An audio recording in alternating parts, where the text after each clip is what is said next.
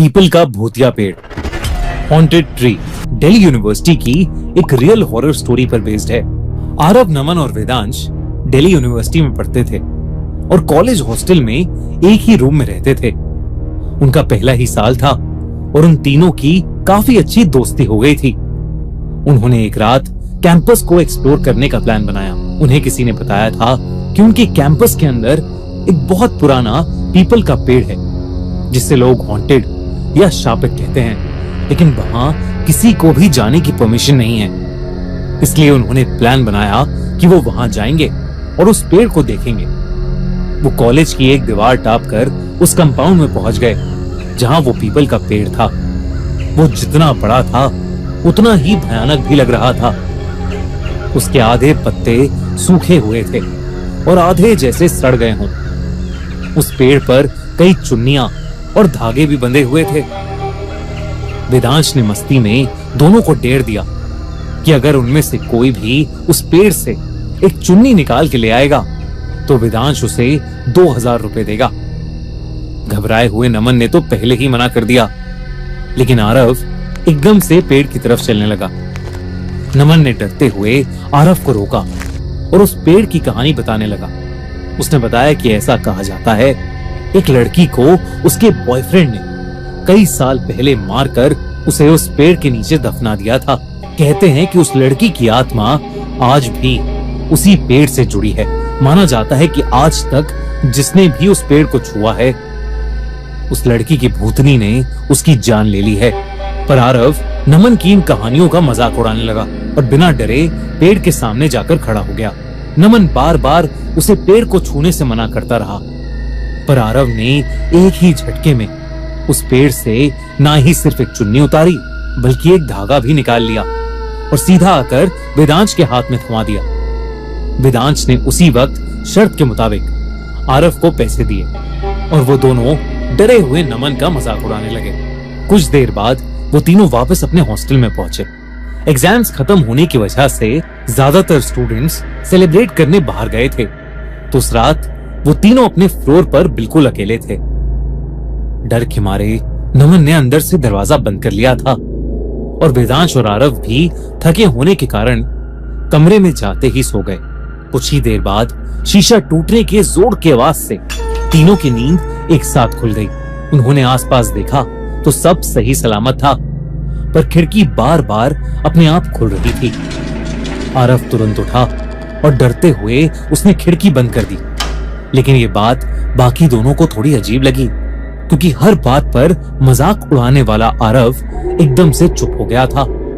जैसे ही आरव बिस्तर में घुसा तभी एकदम से खिड़की वापस खुल गई और आरव जोर जोर से चिल्लाने लगा और ये कहने लगा कि ये खिड़की एक बहुत ही भयानक दिखने वाली भूतनी ने खोली है जिसके बिखरे हुए बाल हैं और जिसका पूरा शरीर घावों से भरा है, और वो भूतनी इस वक्त उनकी खिड़की के बाहर खड़ी है और आरव को जान से मारने की धमकी दे रही है।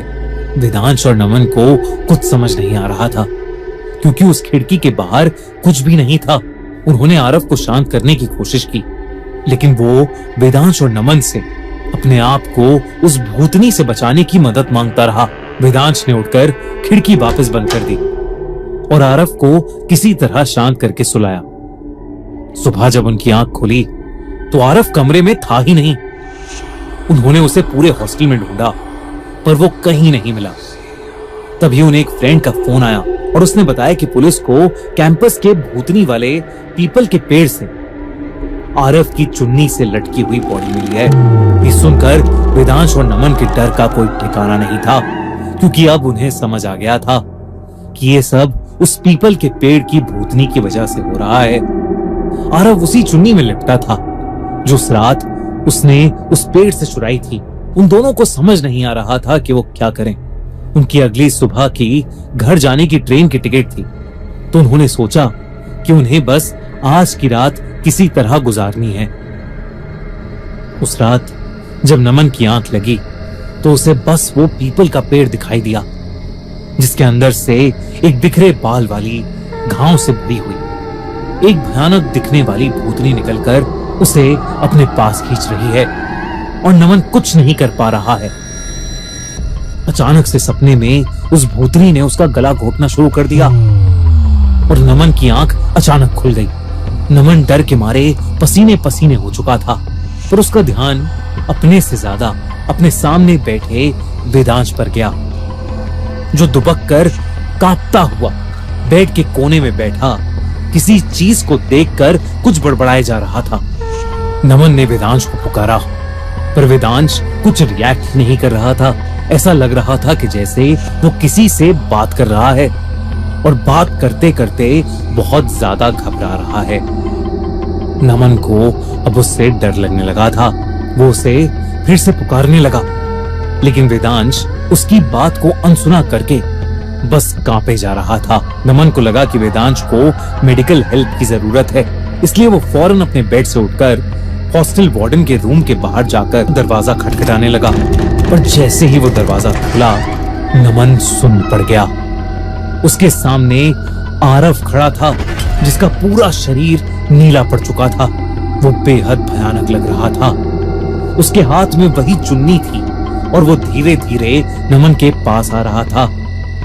उसे देखते ही नमन जोर से चीख पड़ा, लेकिन तभी आरव वहां से गायब हो गया और हॉस्टल वार्डन तेजी से नमन के पास आया। उसने पूछा कि उसे क्या हो गया है, तो नमन ने उसे पूरी बात बताई और वो लोग जल्दी से उसके कमरे की ओर गए।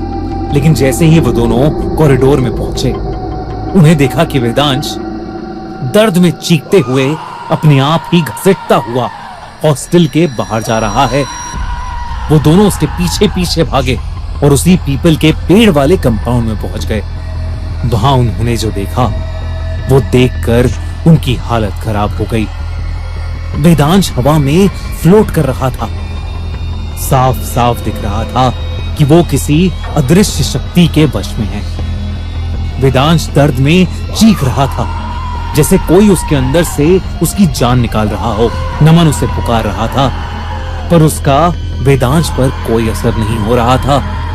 तभी वेदांश की गर्दन अचानक से चटक गई और वो जमीन पर नीचे गिर पड़ा। इससे पहले कि नमन और वो हॉस्टल वार्डन उसके पास जा पाते, उनके सामने वही बिखरे बाल वाली, घावों से भरी हुई एक भयानक दिखने वाली भूतनी आ गई। वो बेहद खूंखार दिख रही थी। नमन और हॉस्टल वार्डन दोनों उसे देखते ही बेहोशी की हालत में आ गए और नीचे गिर पड़े।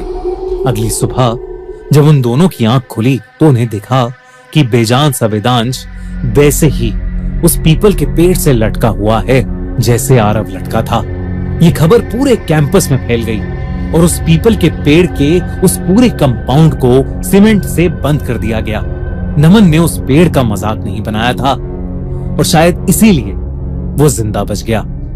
पर लोग आज भी उस रास्ते के आसपास जाने से डरते हैं, क्योंकि क्या पता उस भूतनी का अगला शिकार वही बन जाए।